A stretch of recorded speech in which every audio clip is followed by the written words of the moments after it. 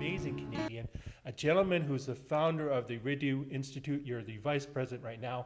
You're also the co-founder of the Ceasefire, Stephen Staple. Thank you, Stephen. Great to be here, Reg. Thanks for inviting me. 2006 marked the 50th anniversary for the United Nations peacekeeping. That was formed out of the diplomatic actions of the former Prime Minister Lester B. Pearson. I served on the United Nations peacekeeping tour over to Iran in '88. I saw the horrendous end result of war. What's your thoughts on the United Nations peacekeeping as we enter into the 21st century? What kind of role should Canada play in that? Well, I just think in terms of UN peacekeeping, Reg, just look at the record. I mean, look at the situation that we've seen where we haven't had UN involvement. And in many countries, they are still in conflict. There's been, look at Iraq today. And that was not sanctioned by the UN. It was a go-it-alone approach by the United States. It was very combat-focused. It lacked all of the aspects that UN peacekeeping has, as you know, which includes political, diplomatic, humanitarian aspects, as well as the military and combat role. And so it's a multifaceted approach that has a certain kind of international flavor to it and endorsement and really legitimacy. The UN gives these military operations and multifaceted operations legitimacy that these other go-it-alone, coalition of the willing type missions like we saw in Iraq in 2003 under George Bush will never have. And so the UN peacekeeping model has been incredibly successful, as you know, because it has these multidimensional aspects to it. The problem is they don't get a lot of fanfare about it. They are in conflicts in areas of the world that the media is not focusing on, but where the casualty rate is in the millions of people in parts of Africa and other places.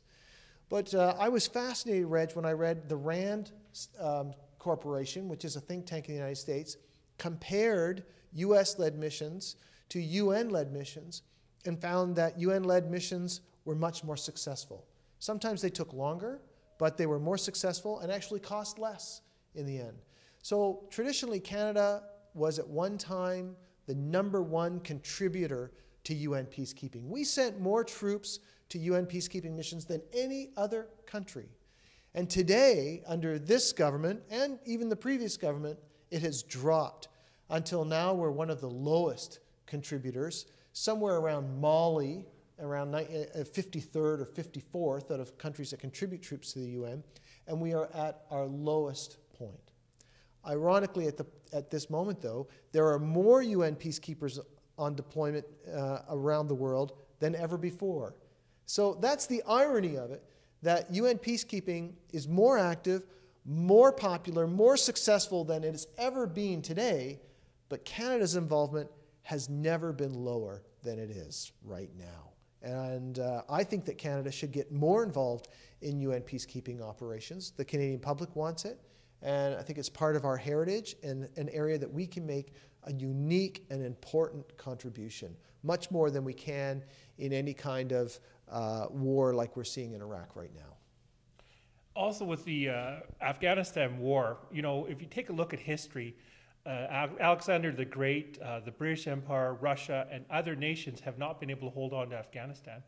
What is your thoughts on the Afghanistan war and how Canada became involved in it? Do you think that there could have been other steps that we may have taken which wouldn't have resulted in so many, you know, casualties for Canadians? I agree. Critical mistakes were made shortly after the invasion in 2001, after the attacks of 9/11. One of the problems that was made was that the Taliban, which had been in power at the time, was not part of the reconstruction process. You see, what was happening is Canada came in. We had no idea what was going on. It was after 9/11. It was the United States said to the world in that famous State of the Union address, you remember George Bush, essentially said, you're with us or you're with the terrorists. And of course, Canada signed up. Canadians wanted to help. But the choice that they were given was this military operation in Afghanistan. and it quickly, easily deposed the Taliban.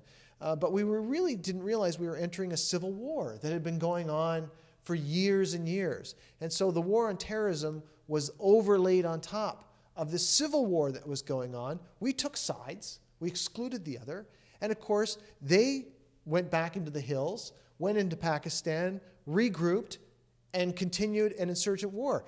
They were playing the home game, and we hardly knew where the net was. So it's sort of like a culture shock. And we also have to remember at the same time that the most heavily mined nation in the world is Afghanistan. Sure. There's been a long history of exploitation of resources there. It is a natural route for oil and gas exports from Turkmenistan and other places. And so the great energy game has been played in that area. The resource game has been played for many years. And of course, it plays into the rivalry between India and Pakistan, in Iran and Saudi Arabia. I mean, it's just a great chess game going on there. And we show up and we think it's tic-tac-toe. And we're completely unprepared. There was an opportunity early on, I think, to begin a reconciliation process, to bring everybody to the table, the type of process that the UN would have tried to do had they been involved. But instead, through our own hubris, we thought we could win that militarily.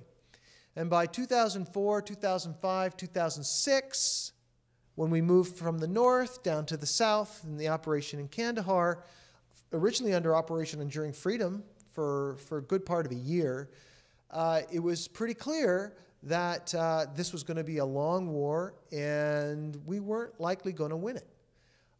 We did some of our early research at that point, pointing out the fact that, you know, sooner or later this conflict was going to end with our troops coming home, a lot of people killed, and many, many more injured, and we wouldn't be much farther off than where we were today. And I hate to say, sadly, the research that we did was absolutely fortune-telling in that point, because I think by any measurement today, what have we accomplished?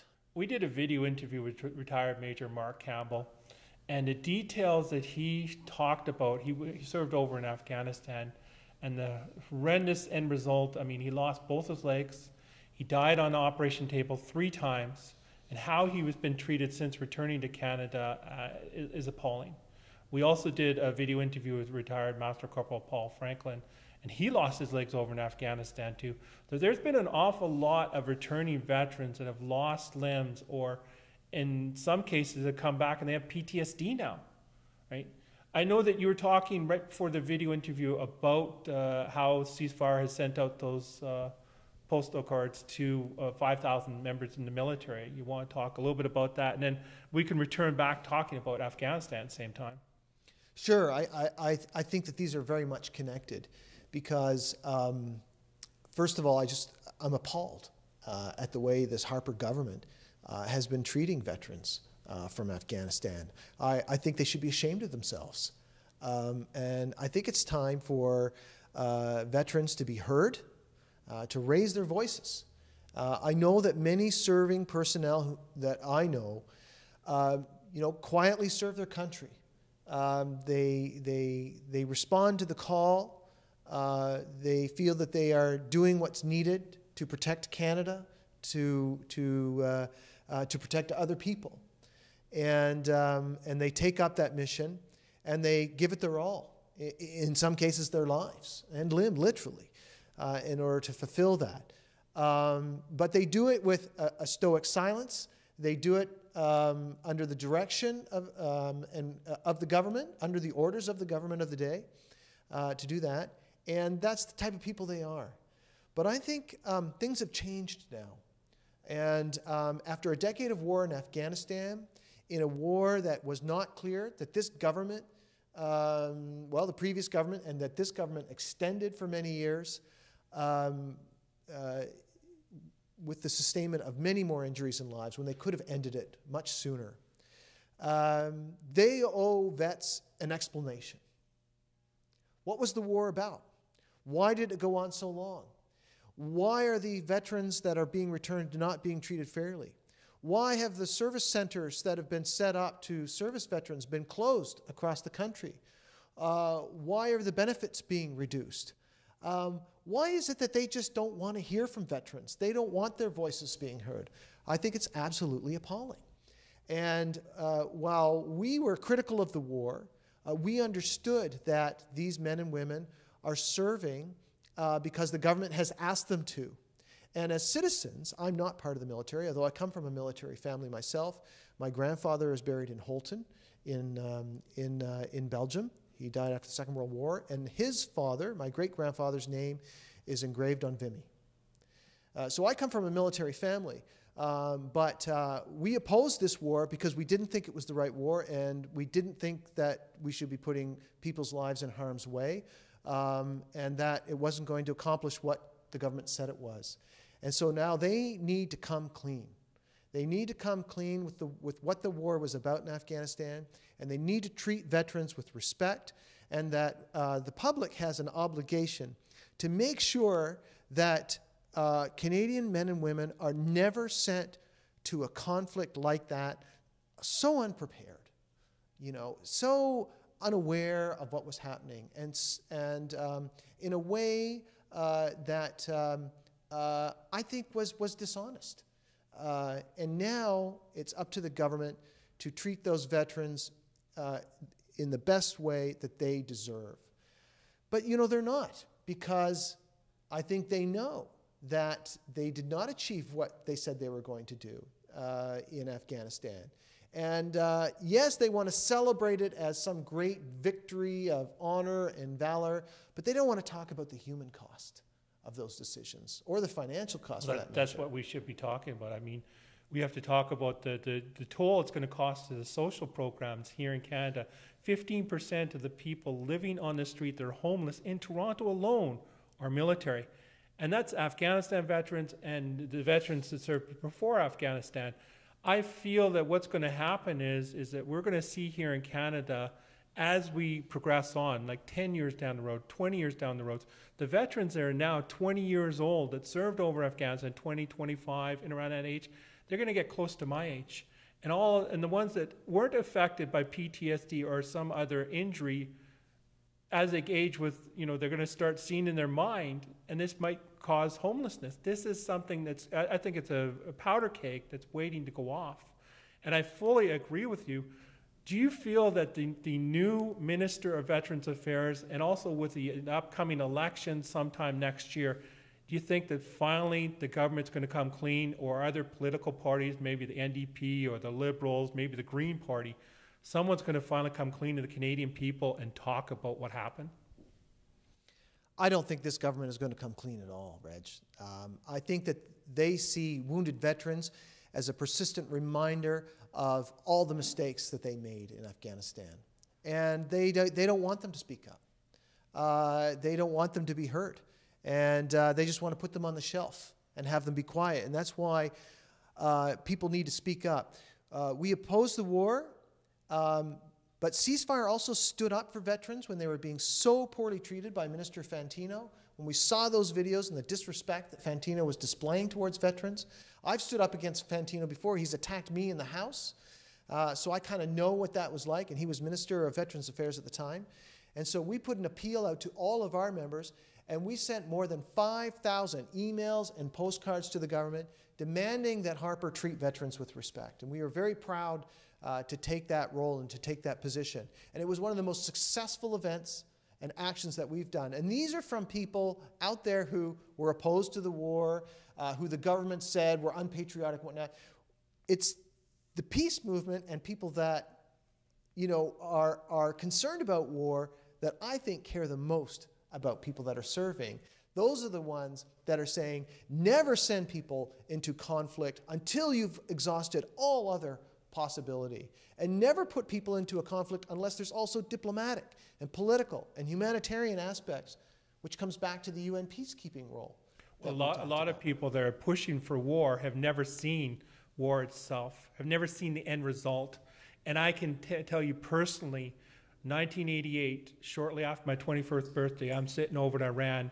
This is only days after the war ended between Iraq and Iran. I saw the blown up buildings.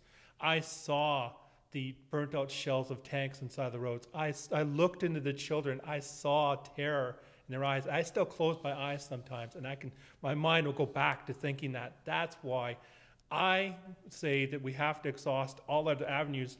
And anyone out there that's pro-war, if you've never done your time in the military and you've never gone overseas, well, you need to book an aircraft for the Middle East. Go over there and see what it's all about. That's my humblest opinion. And that's why Canadians need to hear the voices of veterans, because they've only heard the embedded journalists who are there sitting in Kandahar airfield. You know, they're not part of the 3% that go out and drive on the roads. We never saw, as the Canadian public, any part of that. They all sold lots of newspapers and did all their specials and whatnot. And a lot of those journalists have a lot of accounting to do for the pro-war drumbeating that they did that ended up getting a lot of people killed and wounded.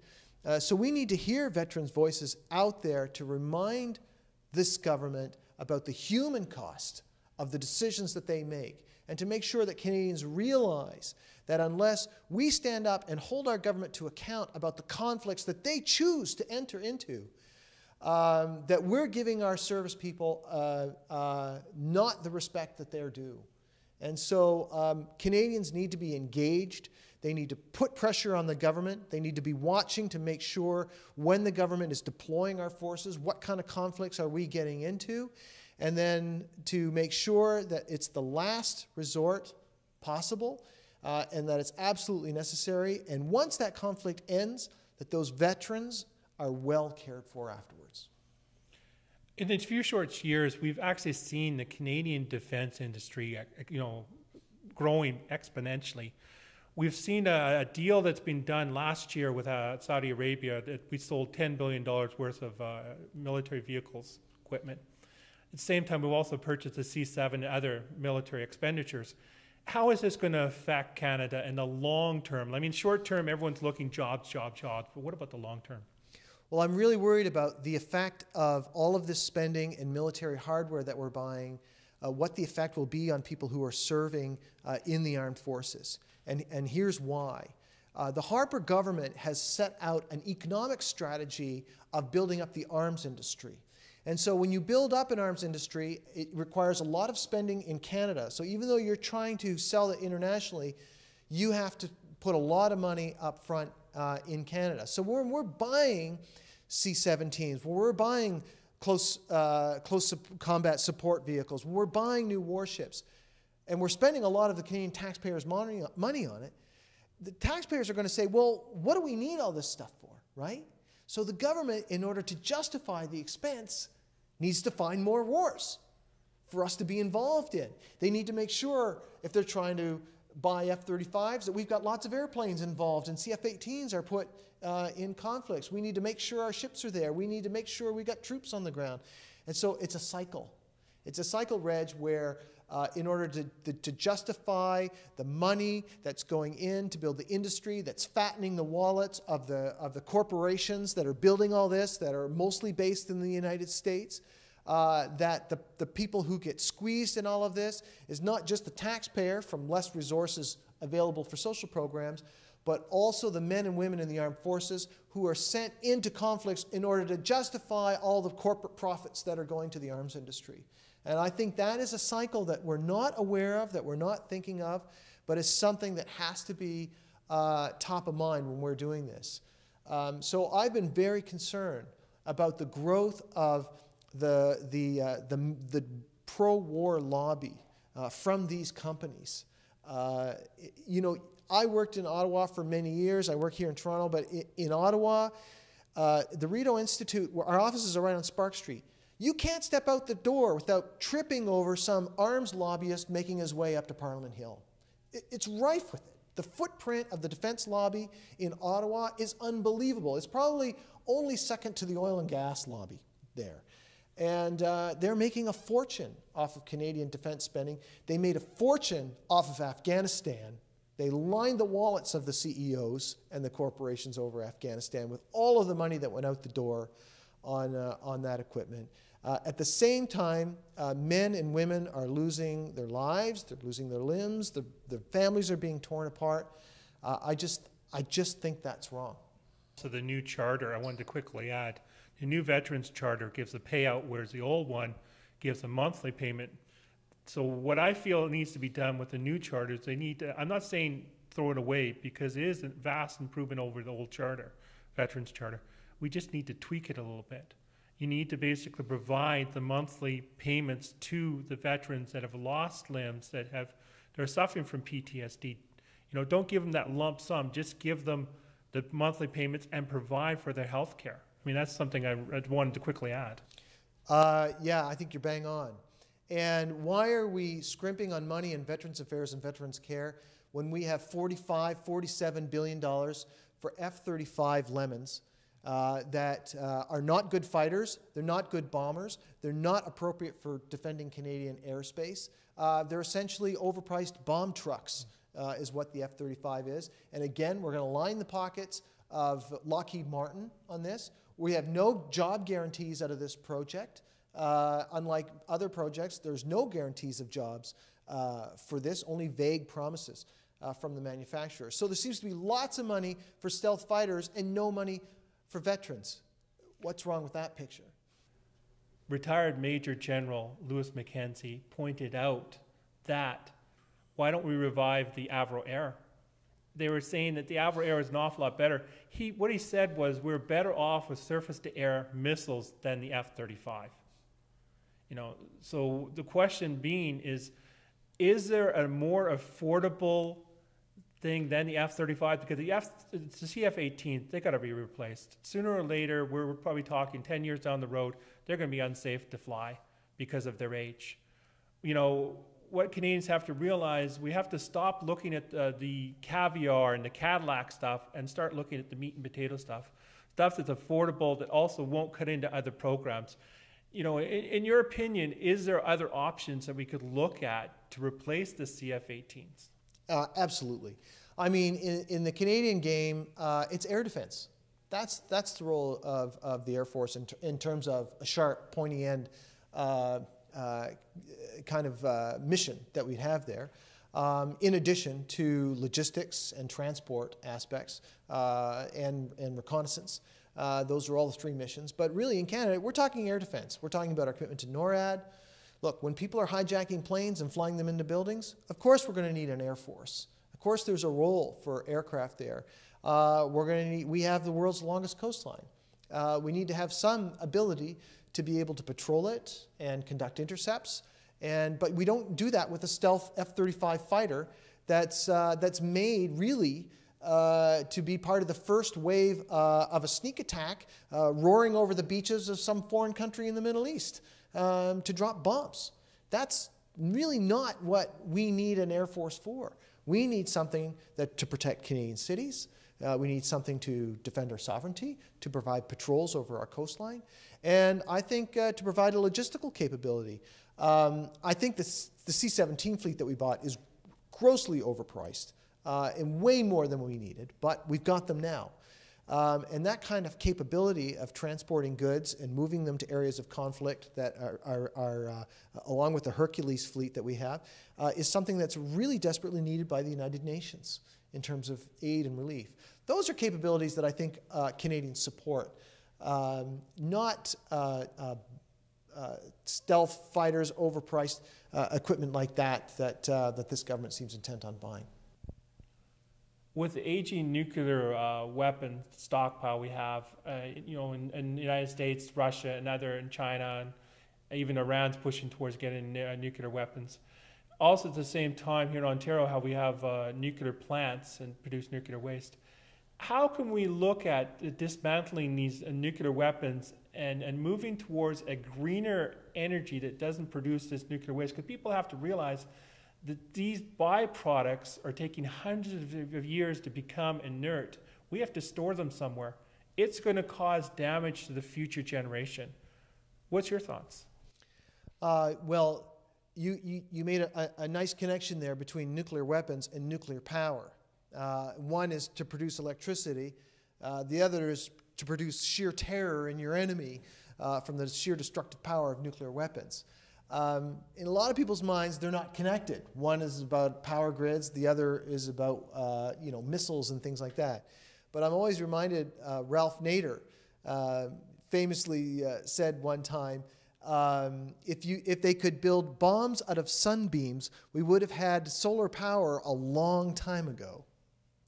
So these two things are connected in the nuclear complex. So I've worked for many years to promote nuclear disarmament, and this is something, again, like peacekeeping, is central to Canada's role internationally. We have been leaders on disarmament, including nuclear disarmament, but you can think of landmines and other measures as well, chemical weapons.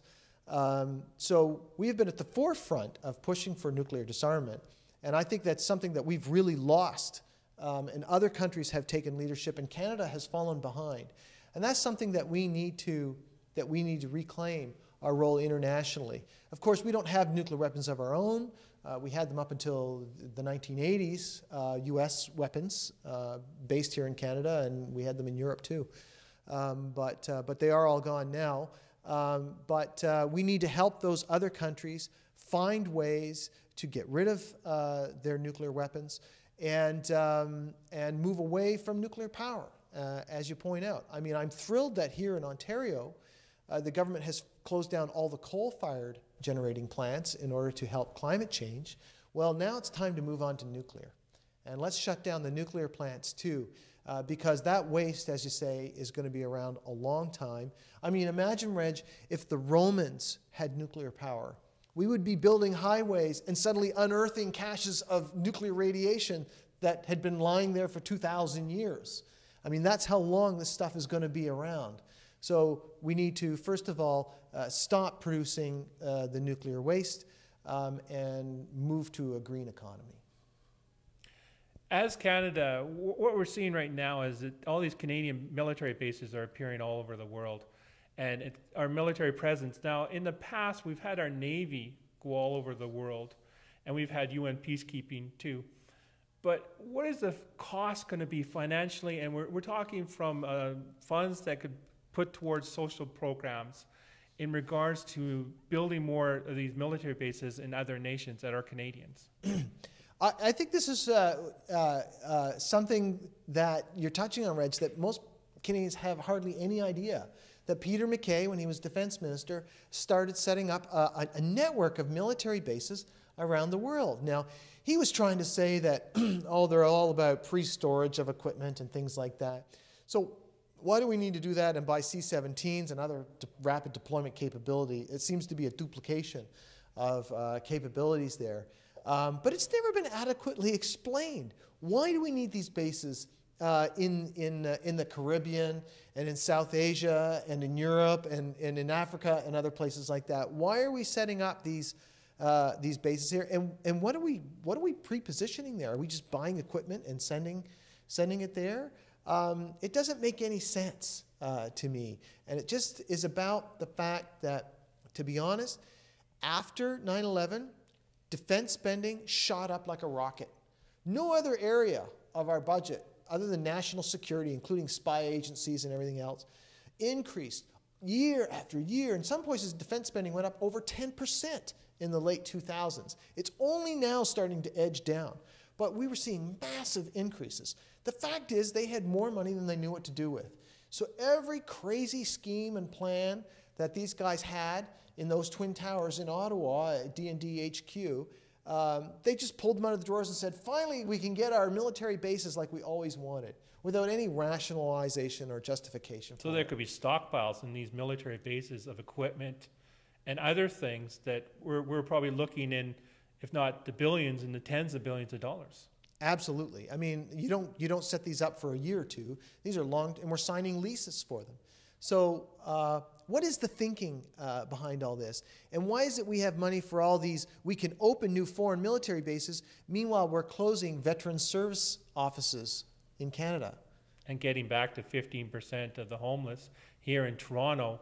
This is the biggest city in Canada, so we're only talking Toronto. Canada-wide, let's say it's even 10% of the homeless. But 15% here in Toronto are military veterans.